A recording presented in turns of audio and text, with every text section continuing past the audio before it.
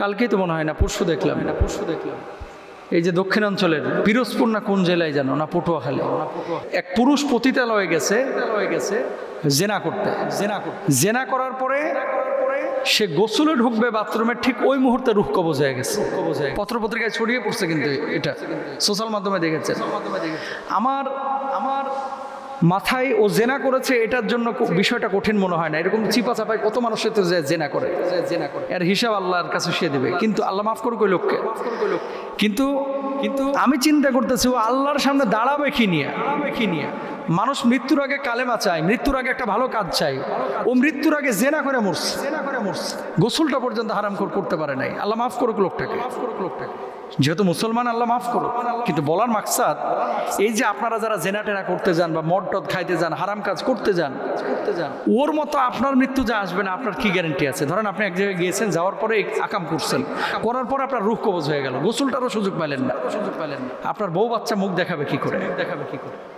আপনার বাপ মা মুখ দেখাবে কি করে যে ছেলে জেনা করতে গিয়ে মরে গেছে? একটা থিঙ্কিং করেন, এগুলো চিন্তা করেন।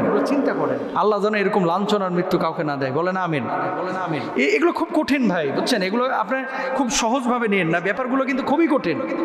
যে আপনি সিনেমা হলে গিয়েছেন, ঢুকে সিনেমা দেখতেছেন, আপনি যাত্রাপালা গান হচ্ছে ওখানে গিয়েছেন, বেলি ড্যান্স চলতেছে, নাভি বাইর করে ওই জায়গায় আপনার রূপটা কবজ হয়ে গেল।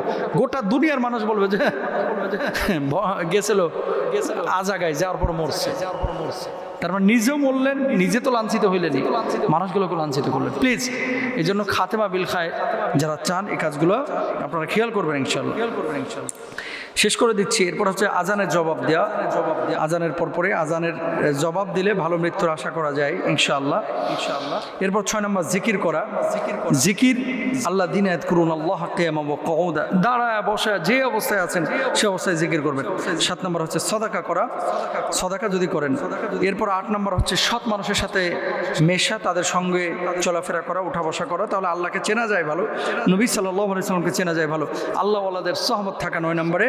আর 10 নম্বরে হচ্ছে ইমানের জন্য বিপজ্জনক পরিবেশ এড়িয়ে চলা, তাহলে আশা করা যায় আল্লাহ তাআলা আপনার ইমানের মধ্যে বারাকা দেবেন এবং হসনুল খাতেমা, শেষ সময়টা মৃত্যু যখন হবে আল্লাহ তাআলা আপনার কালিমা নসিব করতে পারেন ইনশাআল্লাহ। আল্লাহ তৌফিক দান করুক, আমিন।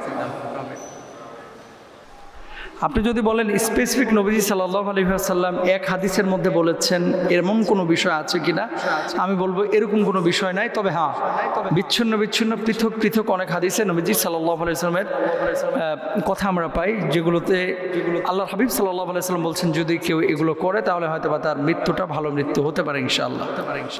হতে পারে কি হবে ইনশাআল্লাহ। তো সে আমলগুলো কি? ওমা কানাল্লাহু লিইউযিআ ঈমানাকুম। 1 নম্বর হচ্ছে নামাজের প্রতি গুরুত্ব দেওয়া। কি আয়াতের অর্থ? আল্লাহ এমন নন যে তোমাদের ঈমান তথা নামাজ নষ্ট করে দেবেন। খুশু, বিনয়, নম্রতা এবং একাগ্র চিত্তে যদি আপনি নামাজ আদায় করেন, এই নামাজ আপনাকে সুন্দর মৃত্যু পেতে সহায়তা করবে ইনশাআল্লাহ। 1 নম্বর নামাজের গুরুত্ব। দেখেন অনেক মানুষ আছে যে নামাজ ঠিক নাই, কিন্তু দুনিয়ার সব ফজিলত সে পাইতে চায়, আখিরাতের মুক্তি সে পাইতে চায়। নামাজ ছাড়া ভাই কোনো মুক্তির আশা আপনি করেন না। আপনি যাই করেন না কেন নামাজটা পড়েন, অন্তত জামাতে না পারলেও একা শুরুটা করেন, একাই পড়েন। মসজিদে যাইতে না পারলে বাড়িতে পড়েন, বাড়িতে না পারলে অফিসে পড়েন। নামাজ ছাড়েন না কেন? নামাজ 1 নম্বর ভালো মৃত্যুর জন্য নামাজ ছোট। 2 নম্বর দৃষ্টির হেফাজত করা। মান তারাকাহা মিন মাখাফাতি, আল্লাহ সুবহানাহু ওয়া তাআলা রাসূল বলছেন যে আমার ভয়ে তার দৃষ্টি ফিরিয়ে নেবে, আমি অন্তরে এমন ঈমান সৃষ্টি করব যে আবদালতুহু ঈমানান ইয়াজিদু হালাওয়াতুহু ফি কলবি, যাতে সে তার ঈমানের স্বাদটা পায় অন্তরে। মানে আপনি মোবাইলে আজেবাজে জিনিস দেখবেন না, রাস্তাঘাটে খারাপ কোনো দৃশ্যের দিকে আপনি তাকাবেন না, কোনো বেগানা নারীর দিকে দৃষ্টিপাত করবেন না, তাহলে আপনার কলিজার মধ্যে আল্লাহ তাআলা ঈমানের স্বাদ তৈরি করবে, ভালো মৃত্যুর আশা করা যাবে ইনশাআল্লাহ। এটা গেল 2 নম্বর। তারপর আসেন 3 নম্বর, সেটা হচ্ছে মিসওয়াক করা। নবীজি সাল্লাল্লাহু আলাইহি সাল্লাম যখন ইন্তেকাল করছেন তখনও তিনি মিসওয়াক করেছেন। আব্দুর রহমানের হাতে মিসওয়াক দেখছেন, গেটের সামনে দাঁড়ানো। আম্মা যারা আয়েশাকে বললেন যে মিসওয়াকটা, আম্মা যারা আয়েশা ইশারা করেছেন যে আপনি কি মিসওয়াক চাচ্ছেন? আব্দুর রহমানের থেকে মিসওয়াক দেওয়া হলো। আম্মা যারা আয়েশা নিজে চিবিয়ে দিলেন। নবীজি ইন্তেকাল মানে রূহ কবজ করবেন, কবজ হয়ে যাবে, দুনিয়া থেকে বিদায় নেবেন, ঠিক ওই মুহূর্তে নবীজি মিসওয়াক করলেন। এরপরে নবীজি উচ্চারণ করলেন আসসালাত আসসালাত ওয়া মা মালাকাত আইমানুকুম। আপনি কল্পনা করেন তো যে রূহ কবজ হচ্ছে, তার আগে মিসওয়াক করা, তার মানে এটা কতটা গুরুত্বপূর্ণ।